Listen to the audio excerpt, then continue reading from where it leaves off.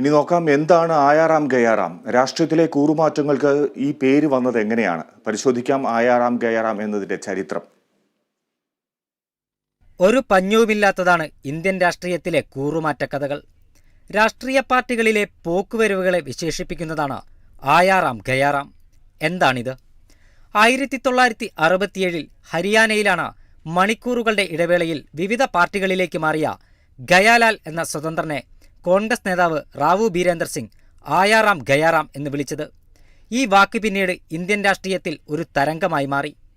സ്വതന്ത്രനായി ഹരിയാന നിയമസഭയിലേക്ക് ജയിച്ച ഗയാലാൽ ആദ്യം ചേർന്നത് കോൺഗ്രസിൽ, തൊട്ടു പിന്നാലെ യുണൈറ്റഡ് ഫ്രണ്ടിൽ. മണിക്കൂറുകളുടെ വ്യത്യാസത്തിൽ ഗയാലാൽ വീണ്ടും കോൺഗ്രസിലെത്തി. ഇവിടെയും ഇരിപ്പുറപ്പിച്ചില്ല. 9 മണിക്കൂറിനകം ഗയാലാൽ മുങ്ങി. പൊങ്ങിയത് യുണൈറ്റഡ് ഫ്രണ്ട് ക്യാമ്പിൽ. ഗയാലാലിൻ്റെ ചാട്ടം നിന്നില്ല. 2 മണിക്കൂർ തികയും മുമ്പേ ദേ വീണ്ടും കോൺഗ്രസിൽ.